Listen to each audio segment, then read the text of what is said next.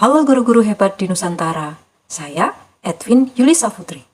Pada kesempatan ini, saya ingin berbagi mengenai pemahaman Merdeka Belajar, yaitu pemahaman gagasan dan prinsip pendidikan menurut Ki Hajar Dewantara pada pelatihan mandiri platform Merdeka Mengajar, topik 1.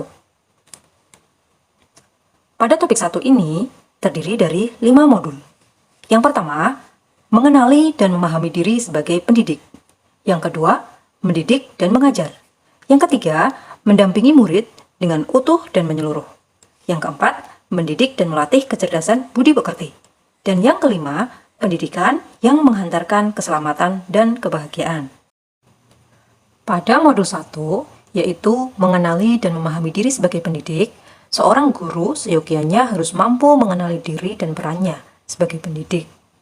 Pada topik ini dijelaskan bahwa menurut Ki Hajar Dewantara, manusia merdeka adalah manusia yang bersandar pada kekuatan diri, baik lahir maupun batin, dan tidak tergantung pada orang lain. Nah, penting bagi murid untuk mengenali diri, berdaya untuk menentukan tujuan dan kebutuhan belajar murid yang relevan dan kontekstual terhadap diri dan lingkungannya, agar menjadi pribadi yang mandiri dan merdeka. Adapun dasar-dasar pendidikan menurut Ki Hajar Dewantara, pendidikan adalah segala kekuatan, kodrat yang ada pada anak-anak, agar mereka dapat mencapai keselamatan dan kebahagiaan yang setinggi-tingginya, baik sebagai manusia maupun anggota masyarakat. Salah satu langkah awal kita sebagai pendidik adalah bagaimana memaknai dan menghayati pribadi kita sebagai manusia yang merdeka untuk terus belajar. Pada modul 2, mendidik dan mengajar, dijelaskan mengenai pendidikan selama 1 abad, di mana menurut Ki Hajar Dewantara, pendidikan yang sesuai dengan bangsa kita adalah pendidikan yang humanis, kerakyatan, dan kebangsaan. Pemikiran tersebut adalah gagasan yang melampaui zamannya, di mana beliau hidup dan masih relevan hingga saat ini. Selain pendidikan kecerdasan atau keterampilan berpikir, pendidikan yang sangat dibutuhkan oleh murid adalah pendidikan yang berdasarkan pada garis bangsa dan budaya. Misalnya, dengan menghargai proses belajar murid, merayakan setiap pencapaian pembelajarannya, dan sesuai dengan kompetensi yang dibutuhkannya. Pada modul 3, yaitu mendampingi murid dengan utuh dan menyeluruh, dijelaskan mengenai kodrat murid, di mana seorang murid memiliki kodrat keadaan yang merupakan bagian yang tidak terpisahkan dari dasar pendidikan murid.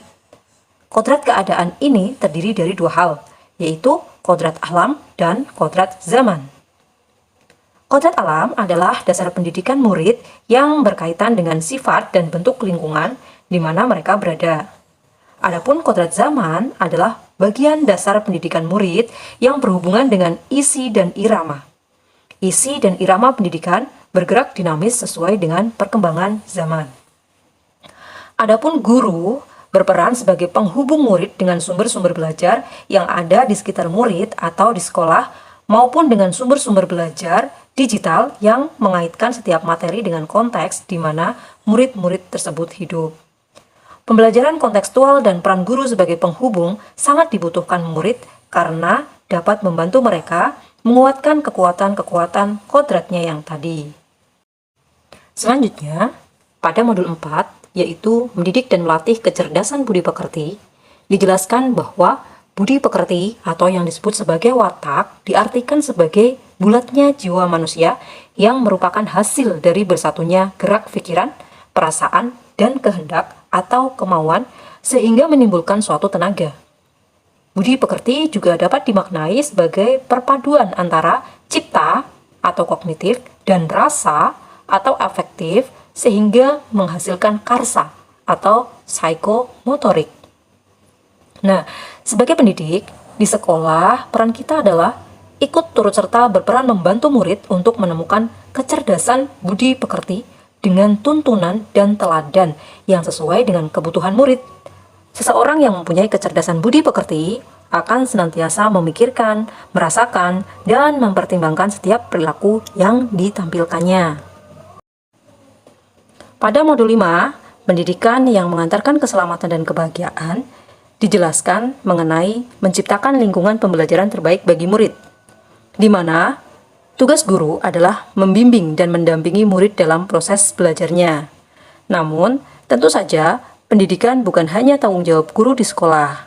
Perlu kerjasama dan kolaborasi antara keluarga, sekolah, dan masyarakat untuk mewujudkan lingkungan pembelajaran yang optimal bagi murid. Demikianlah yang bisa saya sampaikan sebagai aksi nyata dalam menyebarkan pemahaman Merdeka Belajar. Terima kasih.